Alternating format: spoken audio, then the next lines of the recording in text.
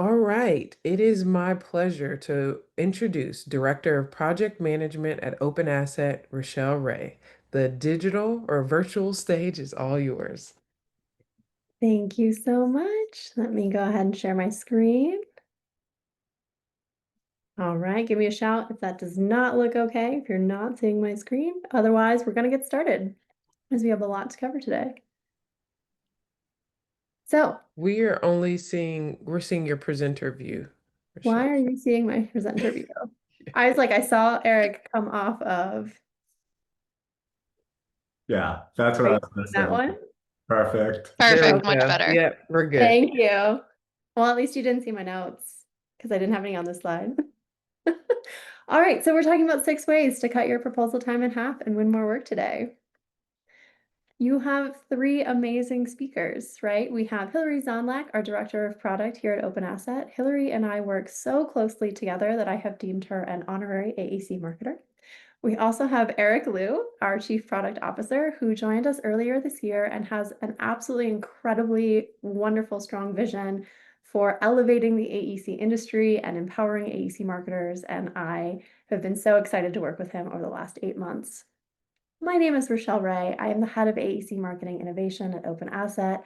I have been writing proposals for 15 years, and I am super excited, if you can't tell, to share some tips and tricks and stories today to help you write better proposals.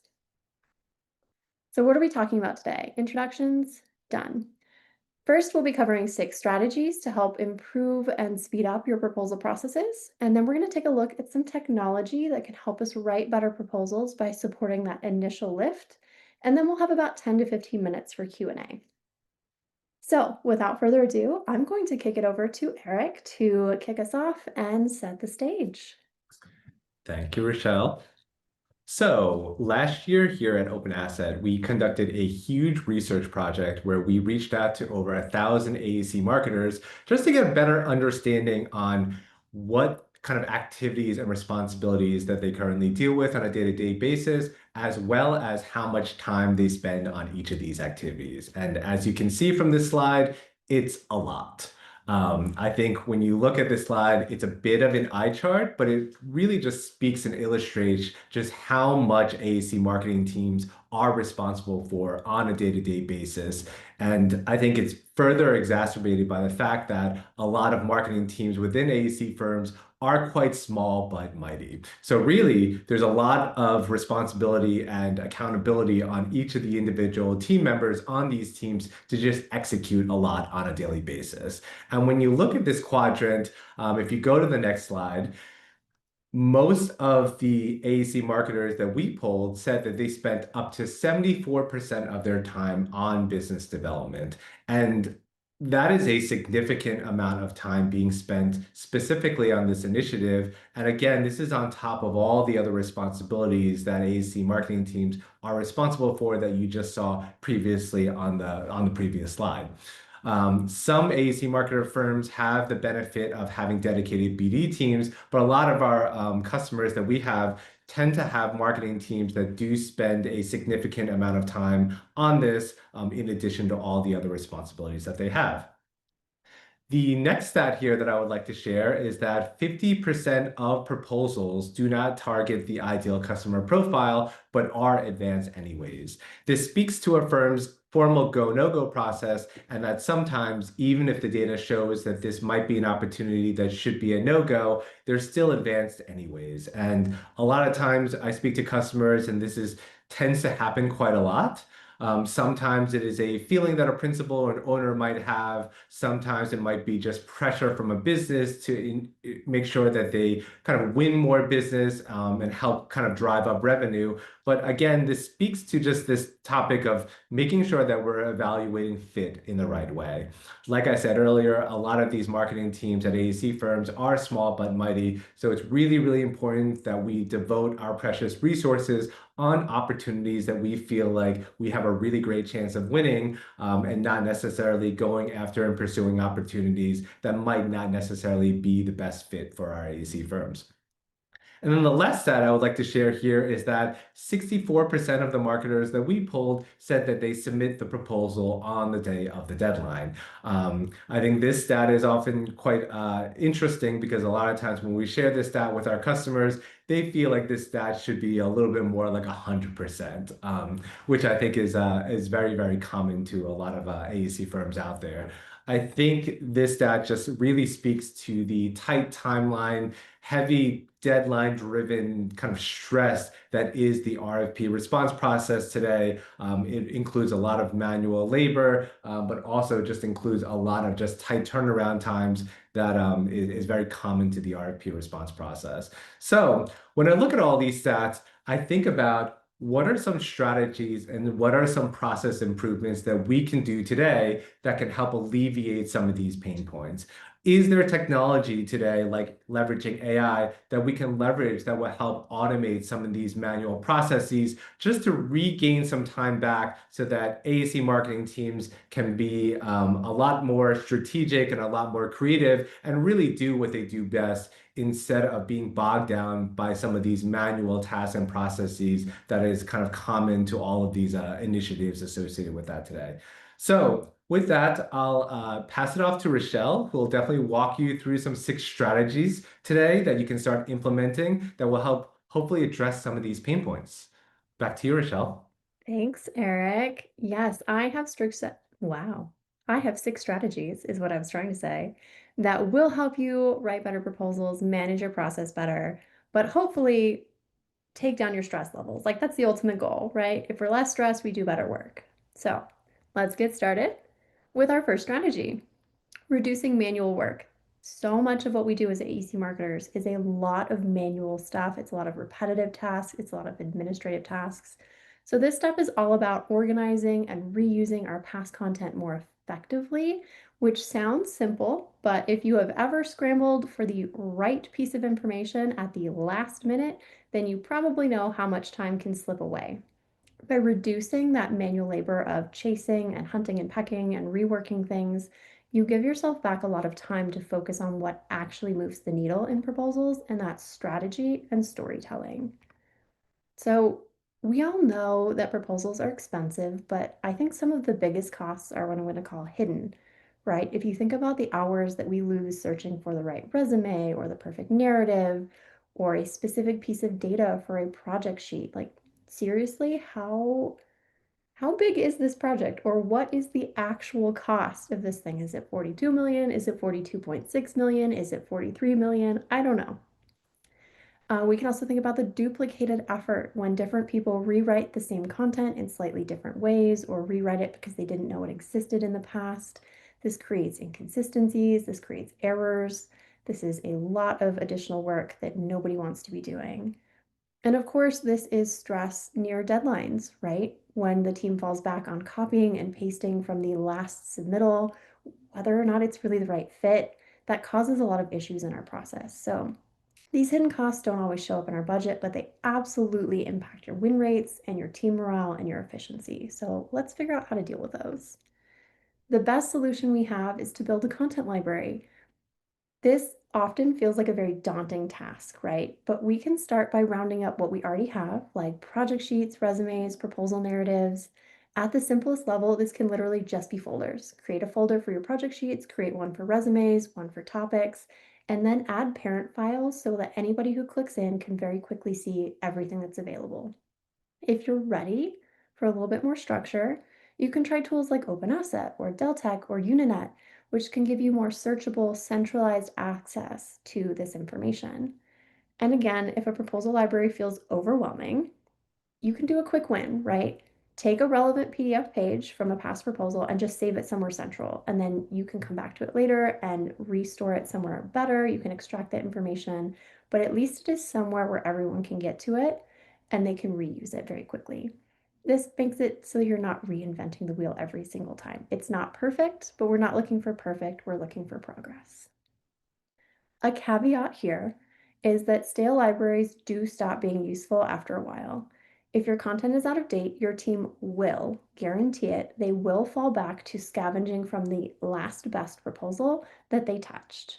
So technology alone can't fix this, right? It takes process, it takes governance. You need a plan for how content will be added, stored, updated, and maintained. Otherwise, your proposal library stops being a solution and starts being a hindrance. So how do we reuse content without letting our libraries turn into museums? I recommend adding library building tasks to your proposal closeout process so that it doesn't feel quite as daunting. So what I do is that once I have submitted a proposal, I go back to it very quickly while it's still fresh in my mind, and I store any pertinent information. Doing it this way for me feels much less intimidating than looking at every proposal we've submitted in the last month or quarter or year or 5 years and trying to make a plan for extracting everything that I might need. So when I do my proposal closeout, I do it in 4 steps: pull, update, context, and date stamp. So I go through that proposal and I pull any new content that has been created or received and save it somewhere central. I go through and I grab anything that has been updated, like if I got a new cost estimate or final cost on a project, I go back to where that project sheet is centrally stored and I update that information there. And then I add context for verification. This is very helpful in my text libraries, in my proposal content. I add things like, where did it come from? Like, what proposal was this written for? Who wrote it? What was it originally used for? And then I date stamp everything so I know exactly how fresh it is and when it was last used. And so I know maybe this needs to be refreshed at our quarterly refresh, or maybe it needs to be reviewed, or maybe it's fine and I don't have to touch it for a while. But those periodic reviews help us to keep our library healthy and make sure that our team keeps trusting it and actually uses it. Through consistency, this process really works. In a past professional life, I was hired on as a director of marketing to a firm with no content library, no templates, no database. What they did have was a green monster. This is a beautiful nightmare Excel sheet that had every project the firm had ever worked on in the 30 years they had been in existence, with someone occasionally trying to update the project information. But every single proposal was bespoke. Nothing was stored. A lot of information lived in email or in folders. It was a mess. And it was a big, daunting, scary, intimidating task, especially for a 1.5 person team. So I spent 6 months alternating between proactively creating content like templates and then retroactively gathering information through closeout. In less than a year, I had reduced time spent on proposals by more than 20% overall, over 75% for our principals, which was incredible, and 40% for our technical staff. And those technical staff were now much more willing to engage in the proposal process because they didn't feel like they were being constantly asked for the same stuff over and over and over again. So I built goodwill through it. I had a fresh content library through it. It really revitalized the process. So great first step for improving your proposal writing and improving your proposal process is to build that content library. My second strategy for you is all about building a comprehensive proposal plan. When we treat proposals like the complex projects that they are with lots of moving parts, we get a smoother process, we get more accountability and team buy-in. We have a whole lot last minute chaos. So I recommend running a proposal like a project because it feels familiar to your technical staff, which in turn helps with fostering engagement in the process and building that credibility, and it puts you on their level, right? So when we create a plan, we save ourselves a ton of stress, especially from context switching. I don't know any marketer that isn't constantly jumping in and out of proposals and into other tasks and in and out of Teams and email and different communication channels, and then trying to dive back in. It takes your brain a while to resettle back into a task. And so having a proposal management plan makes it very easy for you to figure out where you left off, what you need to be doing that day, what the task is, what the ask is. Planning also creates accountability and transparency so that all team members know exactly what they're responsible for, how to deliver it, and when, which means that the entire team can hold each other accountable and that responsibility isn't solely on your shoulders as the marketer leading the process. So The proposal management plan to me is your single source of truth for the proposal, the whole pursuit. It is a living document that evolves with the process. At a glance, I want you to be able to see everything you need to know about your pursuit and make it super easy for you to dive back in or for somebody jumping into the process to dive in alongside you. That means that it should include things like the basics, page count, font restrictions, when it's due, how you're submitting it. It should include the meat of the proposal, right? These are your response criteria, everything you need to include in your proposal response. The evaluation criteria, what's being scored, what is the weighting. We'll dig into that a little bit more in the next strategy. It should include a schedule because every well-run project has milestones, internal deadlines, review periods. It should include roles and responsibilities for every single team member that is contributing to the proposal and have those listed. And last but not least, notes. I put all of my notes in the proposal management plan. I jot down things like client intel and challenges and goals. I put those right at the top and then use those to discuss with the team as we start to develop our win themes. And as those client challenges and goals evolve, they become the win themes that live at the top of the document. So everybody knows exactly what the strategy for this pursuit is. I'll also note any questions that need to be asked of procurement, any clarifications, and then I'll jot down notes like, hey, this past proposal or this go by might have valuable content. These text pieces from my content library, these resumes, these projects, these are things that I might want to pull in so that all of the things that I might need are all in one place. And then, if anything happens to me and somebody needs to take over, or if I need to pull in additional support, they have all of those notes as well. It's all in one place and it's easy for anybody in the team to get caught up to speed on what's happening with this project, what's been done, and what's coming next. My proposal management plan has evolved a lot over the years. Way back in the day, it used to be a literal printed copy of the RFP that I highlighted, color-coded, and sticky noted into oblivion. I realized that I just dated myself with that, but moving on. When I started consulting, I created a more structured and shareable document. It's a few pages, it's a form that captured all of those key data points that I just talked about. And it was like a either shared Word file or a shared Google Doc that everyone could jump in and access. So it was always up to date. It like didn't live in someone's email or in a folder. It was live updated. And it gave me a ton of flexibility to work with different technical staff member personalities, right? Now I leverage some slightly more advanced technology to manage my proposals. And Hillary is going to give you a sneak peek of what I'm using in a little bit. But I want to talk about how I use that proposal management plan. In addition to it being like this single source of truth for the proposal, it is an essential guide for kickoff, right? I try to fill out as much as I can from the RFP and any insights I have from capture or business development, give it to the team before we kick off so that they have a chance to review it and add their own notes. And then during the meeting, I use it just to discuss the schedule, making sure that we don't overlap with like critical project dates or submittals, out of office, vacations, things like that. I document everyone's assignments all in one place. And I make sure it's a collaborative discussion, right? So I ask for all of our technical staff to provide input during this planning. This makes it so much easier to hold them accountable later on, right? It is much easier to say, excuse me, you told me this date worked when you previously discussed, agreed upon, signed off on this schedule together, right? And again, the whole team sees you do it together, which means the whole team can help you hold each other accountable.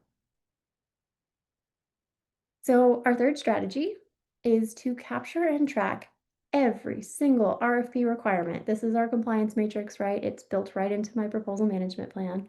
Because if we nail compliance from the start and carry it through every review, we set ourselves up for success. Because we all know that compliance is the absolute bare minimum. I cannot tell you how many of my clients over the years have told me they've been disqualified for missing a form, a signature, or they've gotten marked down for providing a partial answer to a question because something got lost partway through when they were drafting their proposal. Like maybe they took the question out of the draft and just changed it to a heading and didn't realize there was more to it. A lot of things can happen here because mistakes happen. We're human. And they happen more often when we are stressed and scrambling at the last minute. The good thing, though, is that we can avoid all of that if we capture our requirements up front and check them consistently. And guess what? We just talked about how to do that. Your proposal management plan should detail every single thing that you need to respond to and include every single detail that will help you with your response, right? I keep these in that form I was telling you about in a table that includes the response criteria broken down by section. So here is the section title. Here's every single question that is being asked in that section.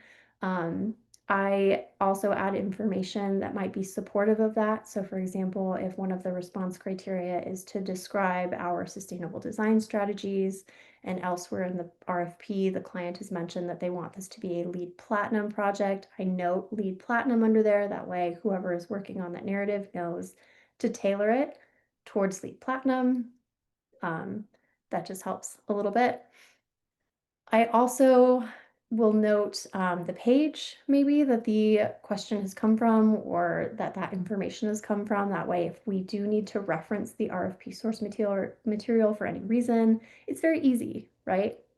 I put who exactly is responsible for addressing a section or a question. That could be me. It could be a technical staff member. It could be a sub-consultant or a partner. It could be anyone, right? And then I track the status. Has this been started? Is it in progress? Is it completed? Is it overdue? Have I not heard anything about it? And then I update this every single time we have a milestone. When I submit a draft, when we do a page turn, I also have the PMP up and I update as we go. So everyone knows all the time exactly. I'm loving the people who are in the comments saying, I do this too. Thank you. That way everybody knows exactly what the status of the project is, exactly what the status of your pursuit is. The biggest mistake that I see people making when they're tracking compliance or putting together their proposal management plan is not including enough detail. I see so many marketers that just kind of list sections like, oh, here's our key personnel, here's past performance, here's business information, because they understand, because they are familiar with the RFP and all of the requirements, they understand what goes into every one of those sections. But your principal or your project manager who's hopping into this document thinking that it's going to give them all the information they need is not going to know what that means. They're not going to know that technical approach actually has 7 subsections with 5 questions each in there. They need to see that. So it is critical that we include every single question, every ask, every form, every time we put one of these together. So strategy number 4, I meet a lot of burnout marketers, and I think the best way, hands down, is to protect your team's time and energy with a rigorous go, no go process that allows you to focus your efforts on the proposals that you are most likely to win, right? I don't believe that there is a halfway in go, no go. I think these discussions are essential for protecting your capacity for high value work, for combating the volume shop mentality of, well, the more we put in for, the more likely we are to win. That is a fallacy, by the way. That is a gambler's fallacy. That is a fast way to lose a lot of money. And go, no go discussions also help us prevent late stage surprises like new client intel. It is so incredibly important to me to have your go, no go be a uniform process, to have a standard set of evaluation criteria that you go through every single pursuit. I know that I am saying this to a lot of you who know this, but for any of you who are struggling with your teams, like just take these sound bites back to your team. Be like, well, Rochelle said. Story time. The reason I am such a big advocate for go, no go is because once upon a time, I was sitting in our weekly marketing meeting where we did our informal go, no go discussions, which usually involved us printing out the RFPs. Our marketing manager had them in front of her, and she kind of went through everything with everybody and said, here is a K-12 school. It's right up our alley. It's this big. This is the due date. Do we want to go after it? Well, we got to a RFP for a detention center, a prison. It was a client that we'd done a lot of public work with. And we spent an hour going back and forth on, well, do we have a good relationship with the client? Can we do this work? Do we have the staff for it? All this good stuff. Like, it was a really robust discussion. And then one of our principals piped up and said, hey, do we really want to work on a prison? Like, would we put that on our website? And instantly, every single person around the table said, well, of course not. And that was an instant no. So we wasted an hour talking about this project in this theoretical, magical, maybe why not, uh, when there was no chance that we were ever going to go after it because we didn't have the portfolio for it. We didn't want it in our portfolio, and it would not have affected our relationship with the client. If we had just asked those questions in a structured format, we would have known this within 5 minutes. So that's my story. Don't want to relive that. Have had a strong go, no go ever since. If you're not sure what to include in your go, no go, I recommend looking at things like strategic fit. Does this project align with our markets and showcase, a project that we would be proud of? Client relationships. Do we have a strong relationship with this client?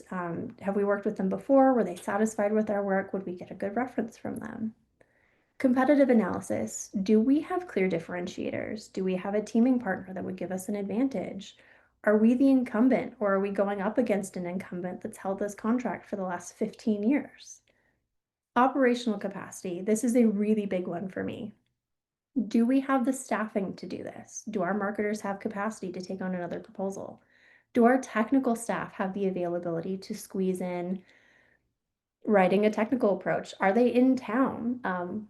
Cannot tell you how many proposals I've started only to hear the principal say, hey, I'm going on vacation and I'll be back 2 days before this is due. So give me everything you need now because I'll get it to you tomorrow. And then that doesn't happen.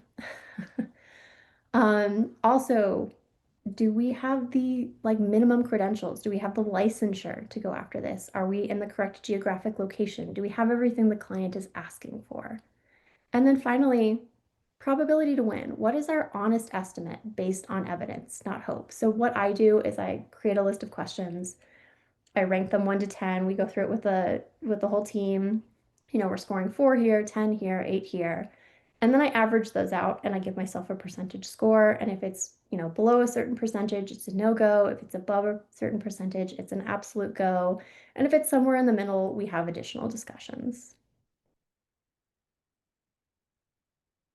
I think just as important of a discussion in how to run a go no go is how to not run a go no go. And I know, again, for most of you, this is like, I know this, Rochelle. I've been talking to my teams about this. They just don't get it.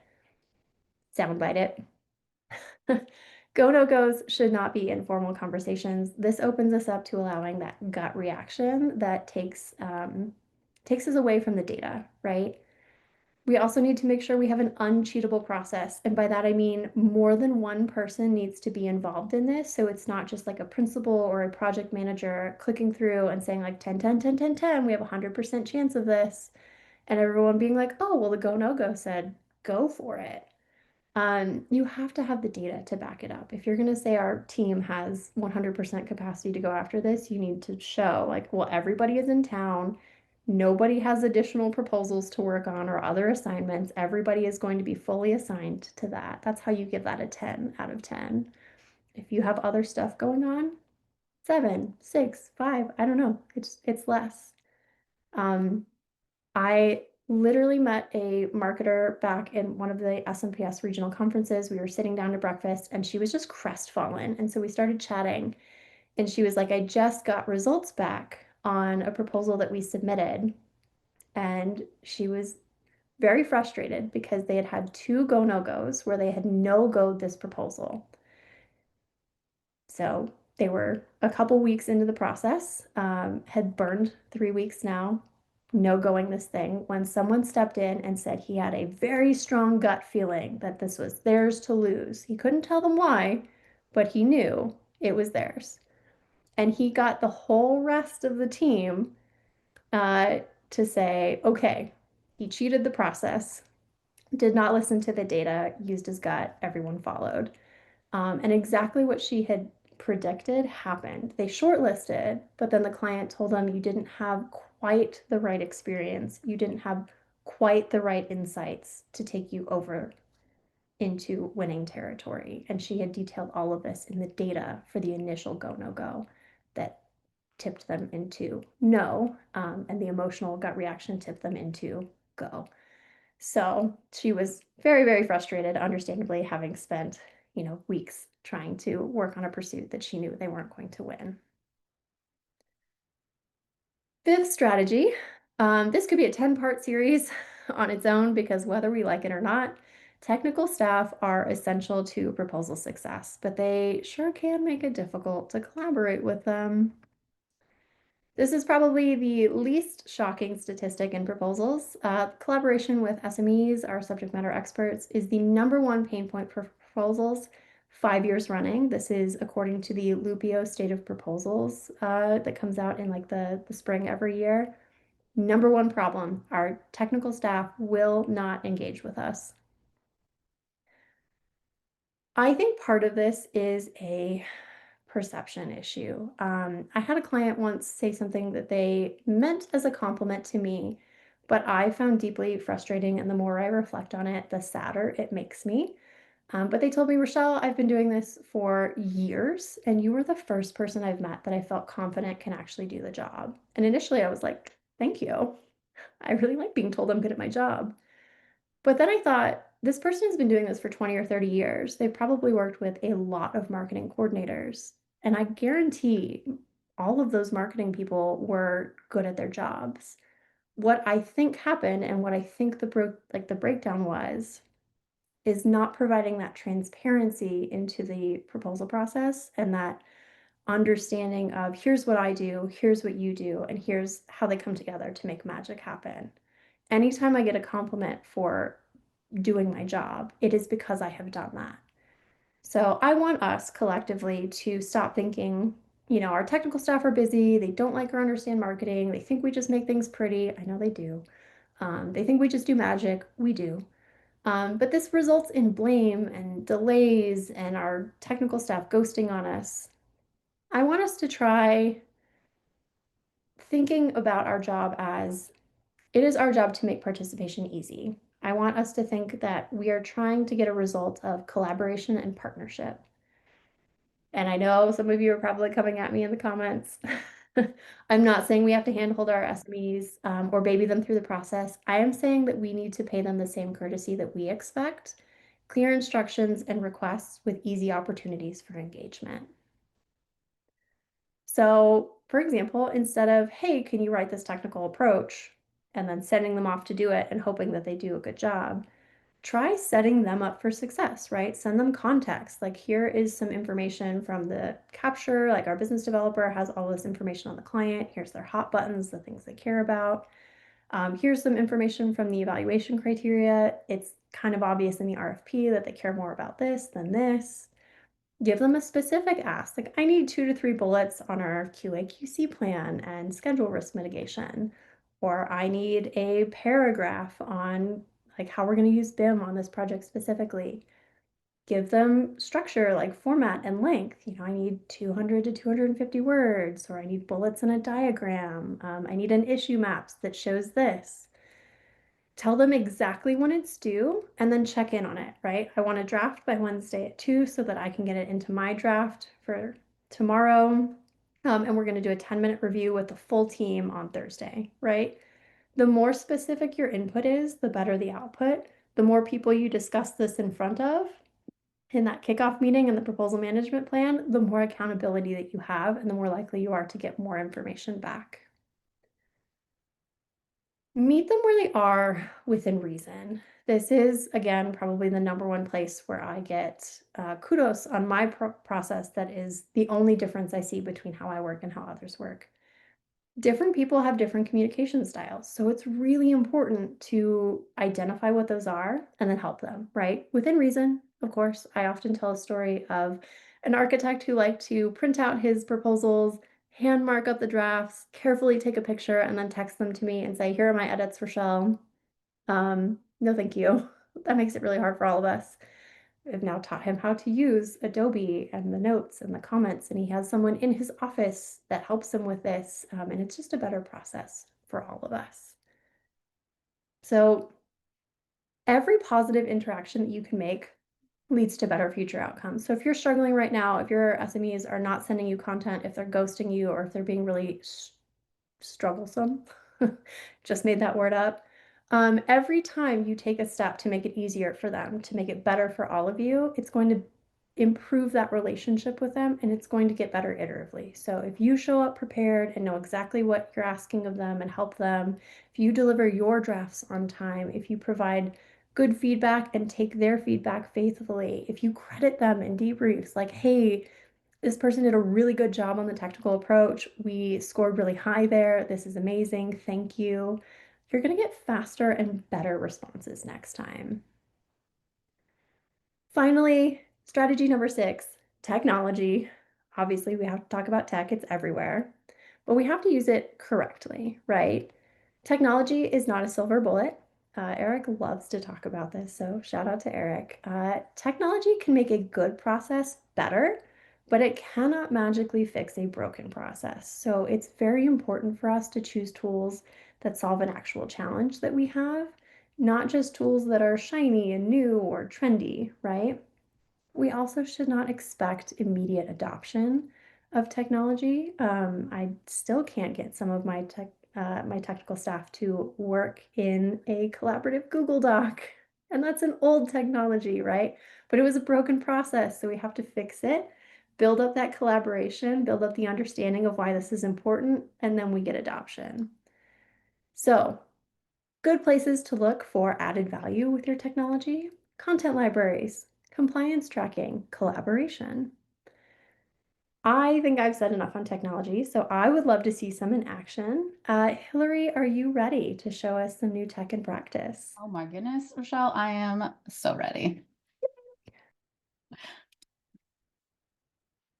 All right, can everyone see my screen? Good? Yet. Not yet. Oh. Okay, hold on a second. This was working. And we can see it. You can. Oh, great. Okay, good. Just me. Sorry. Rochelle, why are you lying to me? Awesome. Hey guys. So what I'll be doing now is I'll be walking us through how Shred AI can actually support all 6 of these strategies.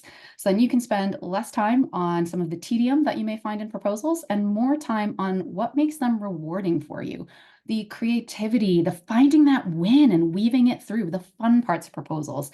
That's what you want to spend more of your time on. So let's walk through how Shred can support each of these 6 strategies. Awesome. So the first strategy, probably most obvious strategy, but maybe the most difficult to actually do, is reduce that manual work. And one of the methods for doing that, Rochelle said, was around making a proposal library. And I saw a lot of things in the comments saying, yes, this is what we do as well. And it's really, really important. So y'all, this is exactly the heart of Shred. You're able to upload all of your best narratives, your past proposals, and it's super, super easy to get that information with a really easy chat interface that you connect with. So if we just want to try it out with a simple chat, let's say we're working on a proposal and we need to find some past content that we wrote so we don't reinvent the wheel about a design narrative specifically on education projects. So with Shred's AI chat, you're able to interact in a really intuitive human manner. You don't have to create complicated folder structures. You don't have to worry about setting up a taxonomy. You don't have to worry about siloed institutional knowledge. This would be, hey, in the Teams chat, hey guys, does anyone know where we wrote about design philosophy for higher education? And someone says, I think it was Steve. So then you say, hey, Steve, do you know where you wrote about that? And he goes, I actually didn't do it. That was Joe. And you're like, so maybe you're in the office and you walk over to Joe's cubicle and Joe's on holiday. Joe's in Hawaii. He's OOO for the next 2 weeks and you can't get this information. Well, with Shred, that's no longer a problem. Everyone who needs access has access. And Shred's going to give you a great overview of what you've done in the past. And it's also going to see the cited sources. So if you want more information, you're absolutely able to click through, find that original source, and get all that additional context you need. So really being able to have access to your past body of work, that is a huge, huge, huge reduction in manual work and all the time and effort it would take to hunt and peck and to search and to find what you need. Really everything else we're going to cover in the rest of these, I guess the rest of these strategies being 5 additional ones, is also going to reduce that manual work and also going to save you time. So consider everything else a bonus to this first one. So another strategy that Rochelle talked about that the AI chat with Shred is really fantastic at is to collaborate better with those subject matter experts, with our engineers and our architects that we love oh so very much, but that sometimes don't get us what we need. So the first thing what we really want to do is make their job easier, give them the context that they need. So if we have an RFP question that you as the marketer maybe aren't the expert in, you really need their technical opinion on clash detection protocols. Instead of giving them, hey, can you write about clash protection protocols, please? And they're going to look at that blank screen and their eyes are going to get really big, like deer in the headlights. And they're just going to see that cursor going blink, blink, blink. Yeah, they're not getting that to you. They're going to put it off and put it off and put it off. It's going to be the last minute. Nah. Well, if you give them that context, if you give them that information they need, so they're not looking at a blank piece of paper, they're much happier. They're much more able to start, give you something and get you what you need. So super easily copy this out. And this is where you do have to meet them where they are. Do you send it in an email? Is it a Google Doc? Is it Teams? Is it going to the office printer and printing it out and handing it to them? That is totally up to you. Meet them where they are. So you've given them this context. They've gone away. They've thought about it. They were so pleased that you gave them the context that they're going to get it back to you quickly. And they've written it and you get it back. They're not marketers. They're not writers. They're numbers people. That's why they went into engineering and not marketing. So they have given you back just a bunch of sentences, just a bunch of phrases, and you're going, oh no, how do I make this better? What we can do with Shred is you can take that more technical phrases that maybe is in bullet points or just phrases, and you can get something that is easier for you to work with, easier for your own starting point. And of course, this is in Shred, all in a secure, closed environment. So you don't have to worry about putting any of this into one of the more commercially available systems like ChatGPT and worry about that information maybe escaping into the internet. With Shred, it of course all is within your proprietary data. So third strategy I'd like to cover that Rochelle went through is how to evaluate the fit of an RFP, because of course, they're not all created equal. So in Shred, with each of the pursuits that you're working on, you can conduct an analysis to help you better understand if this RFP is right for you and if it's worth your time. So I have a go, no-go analysis in progress here. I've completed it nearly to the end. And y'all, guess what? Rochelle is one of the builders of Shred. So every piece of advice, every bit of important information that she just went through and said, you should include this in a go, no-go. It's in Shred. Y'all, this go, no-go is like having a little Rochelle and you just put her in your pocket and she's there to help you every time you want to do a go, no-go. So that's awesome. So we'll go ahead and finish this off. Yes, we can put it together effectively. And this is a go. Fantastic. Now I have this data point. If you already have a really strong go, no-go process in place, fantastic. You now have an additional data point. If you don't have one in place, also great. This is a great place to start building that habit and getting into that habit. So the next strategy she went through is to capture and track RFP requirements. So this is really where we get our name from, Shred. Shredding the RFP is when you're going through and when you're pulling out all of the various requirements that you need to understand in order to put together an absolutely fantastic proposal. So what Shred does is it pulls out all of this blah, blah, blah, blah. It pulls out all of this information verbatim. You can see we have the contacts, the project number, deadlines, timelines, formatting, submission, all of those really, really critical things. And it's really, really key that it gets it exactly correct. If you were to take this RFP, throw it into ChatGPT, well, first of all, kind of like we spoke about earlier, maybe you're not even allowed to. Maybe your company says, nope, that's against our security policy. You cannot do it. But secondly, LLMs, large language models like ChatGPT, Claude, Gemini, they are built to summarize and they're built to interact with them like a human. If I said, hey, Rochelle, what'd you do yesterday? She's going to give me a summary of her day. She's not going to give me a second by second or a minute by minute recap. That would be crazy. So ChatGPT, LLMs, they are built to summarize. That's not what we want. We want it exact, and we want to be 100% positive that this is exact. So Shred is absolutely going to help you out with this. Full confidence that it has pulled it exactly as it should be. So for every piece of data, you can actually go and quickly view the source in the document. Just go through, make sure, yes, this is exactly correct. And once you are super happy with it, you've confirmed it, you've read it, you understand it, you can verify it. Good to go. Now you're off to the races. So we're going to pull, of course, all of these kind of big shape, overall proposal shape items that you need. But of course, we're also going to surface this response criteria. This is what you actually need to respond to, and this is where you're going to build your proposal content off of. You're also, of course, going to be able to see the source for every single one of these. Again, fully confident you have not missed a single thing. You will not be compliant. You're able to go through and check and be super confident. You're well on your way to crafting that winning compliant proposal. The fifth strategy was around this comprehensive proposal plan. So just like Rochelle said, everything that I just talked about, understanding the RFP, that's a key part, right? We got to understand exactly what they're asking for. But it's not the only part of the comprehensive proposal plan. One of those key things is the strategy, is the win themes, is what story are you going to tell? What are you going to weave through every single one of these response criteria? So a sort of general formula or recipe, if you will, for a win theme, as I'm sure most of you know, is you take specifically what the client is looking for. What are the client's challenges and goals? What things are they trying to overcome with this project? And what progress, what goals are they trying to hit? You know your firm strengths already. And of course, bringing those things together, the proof points. How are you going to meet those challenges? How are you going to demonstrate your strengths? Those proof points, so add challenges, goals, firm strengths, and proof points, all of that together is your win theme. So you can start building out your win themes with the data in Shred. So you already know what your firm is great at.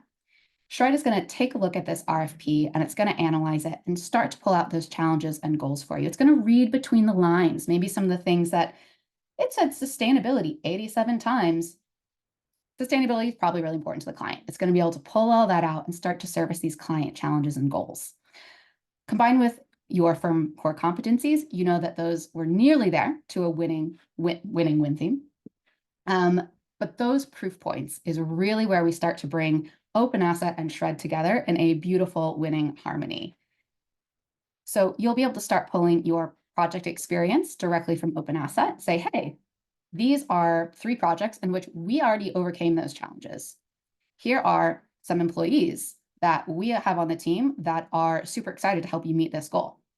Maybe you already have some images in mind that you want to bring through in that proposal, or even some boilerplate text that you have in a text library that you want to also put into this proposal. So we now have all of this information about the RFP, about our plan. It's all in one place. This is a great resource to use during maybe a kickoff meeting as a discussion point around projects, employees, whatever that might be. And then you are in one-stop shop. You're well on your way to crafting a winning proposal and getting started. So our final strategy is around leveraging the best tech. So I'm going to be a little cheeky here. You've hopefully seen how Shred and Open Asset together can really help tremendously with each of the 5 previous strategies listed. So my advice around leveraging the best tech would be to go learn more about Shred, go learn more about Open Asset, and get in touch with our very, very friendly sales teams. So with that, you will be well on your way to implementing all 6 strategies. So with that in mind, I'm going to go ahead and turn it back over to Rochelle to wrap us up and then go into Q&A. Thanks, Hillary. Thank you so much for showing off Shred. I don't know how I feel about a little Rochelle at everyone's pocket, but if that's what y'all need, that's what y'all need. Do you want like medium-sized Rochelle? Like is Sure, medium-sized Rochelle, medium-sized Rochelle. full size. We'll figure it out. So let's recap really quick, right? We went over 6 strategies for writing better proposals, lowering your stress levels, improving your processes. Number 1 is to organize and reuse your content, right? Number 2 is to make a smart plan. Number 3 is to track every single requirement and keep tracking them throughout the whole process. Number 4 is to evaluate fit and have a very robust go, no go. I see a lot of questions about this. We'll get to them. Number 5 is collaborate well. Create opportunities for collaboration with your technical staff. And number 5 is to use technology wisely. Use it, but use it in a smart way. So with that, we've got about 10 minutes left, 9 minutes left for questions. I see a ton of questions coming through the chat. So friendly reminder to please put those in the Q&A. You should have like a little Q&A button at the bottom of your screen. That just helps us. There's like 1,000 of you in the room right now. There's a lot of comments flying. It's easier for us to see them in the Q&A than it is to scroll through the chat. So let's get started. Oh my gosh, there's so many of these. We've been answering a couple of them live.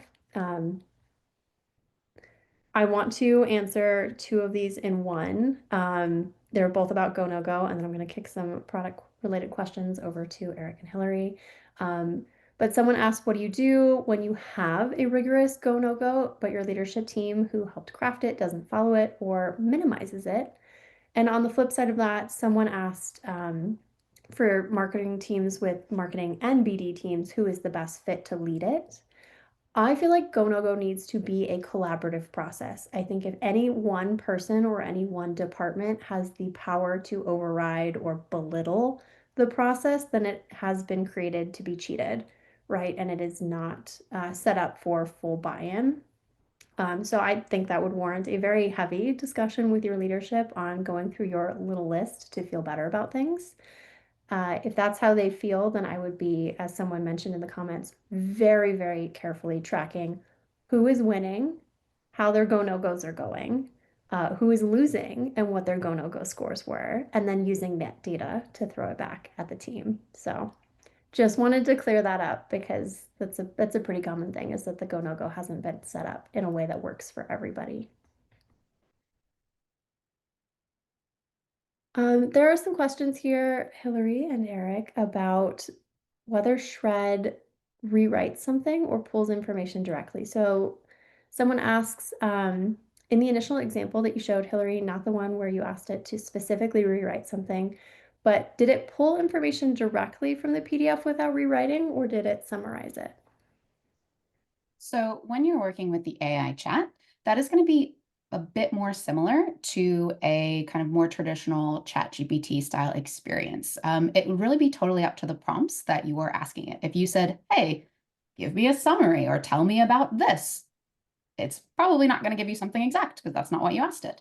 If you said, hey, find me a place where I have written this and give it to me verbatim, it's going to do that as well. With the shredding, just as a bit of a contrast, we do have a lot of checks in place to make 100% sure that it is pulling that verbatim for you. With anything in the AI chat, we do always recommend that you, of course, check those sources and make sure it is exactly what you want. This is exact same thing for literally any sort of generative LLM type AI. We have not yet gotten to the point where they are infallible. Once ChatGPT and these other billion-dollar corporations figure that tech out, we'll be right in line to get behind them and get that too. So just as you would with anything of this AI chat generative, you do want to check. But again, you can ask it to do whatever you want. So write me something based on your proposal library or pull something exactly back. So both. Excellent. Thank you. Let's see. There are so many questions in here, and some of them are duplicates. So I'm like trying to find all of those. I can just chime in and maybe answer one really quickly that I happen to see on the screen. And it's someone has asked, can you share your go, no-go forum? Yes, that's exactly what we have in Shred. It is literally, Rochelle gave me her form. We went to the engineers and I said, build this, please. And they did. I can also answer a question. I've seen a lot of questions related to can you customize the go, no-go questions? Obviously, a lot of AEC firms have their own set of go, no-go questions. So At launch, it's going to be a set default set of questions, but in the future, that's already slated on the roadmap, we will be allowing our users and companies to be able to customize the go no go questions based on their current firm, and also potentially weight them as well. So yes, to the question there, it is on the roadmap. That is definitely something that we're working on. Fantastic. I'm also seeing a lot of questions about showing the dashboard that I mentioned. Shred essentially is the dashboard that I mentioned. You click into the pursuits, everything you need is shown right there. So that was what I meant when I said dashboard. I found another one. I think we're all kind of just scrolling through and being like, oh, this one looks good to answer. Someone has asked if the responses from Shred include all of the references. Yes, that is one of the things that we have trained it to do is when it goes into your database and it says, I found this here and I found this here, it's got to cite it. It's got to tell you. It's got to tell you where that's coming from. So then you can make sure this makes sense. This is not hallucinating. I'm super happy with this. So yes, it will look at the examples or we'll look at the sources that it's cited. Fantastic. We have a question about, will our content and prompts conversations be confidential, or will it be stored and used in ways outside of our own company? I can take that one. Definitely not stored and used outside of your company. So all of your chat history, all of your proprietary data and information, it is all pretty much in a closed system. So none of that information, none of your strategies, none of your narratives, your proprietary information, none of that information is ever shared outside of your own instance and your own company. So it's all protected and all in the benefit for you and your firm only. I found another one. Can Shred be used for marketing content? Example, award submissions, or is it only for proposals? When you are working with the AI chat and asking it to help you write content or edit content, craft that content, you can use it for whatever you like. You could ask it to help you based on your, let's say, sustainability performance in the past, help you write something for that award. You can absolutely give it direction and have it write and help you craft really whatever you want. It does not have to be exactly only what you're doing for proposals.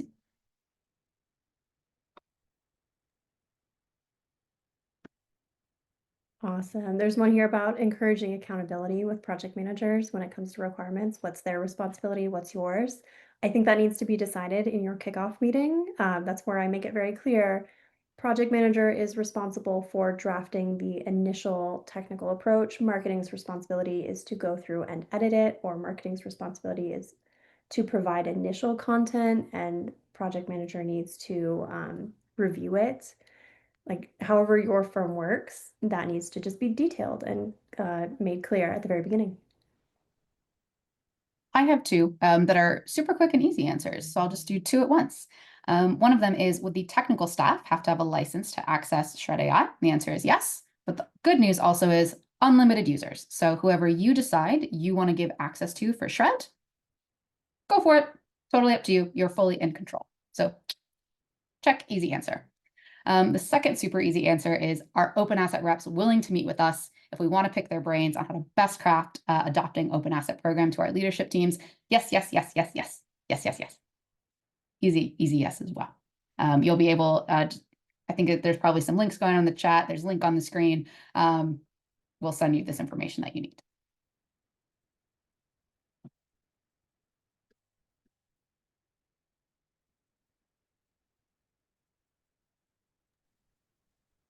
All right, we are getting right at time. Did you want to share anything else, team, before we disconnect? All good? Okay. There's plenty that you shared. So thank you on behalf of SMPS for our presenters today and all of today's participants and attendees. This program has ended. You may now disconnect. Thank you. Thank you so much, everyone.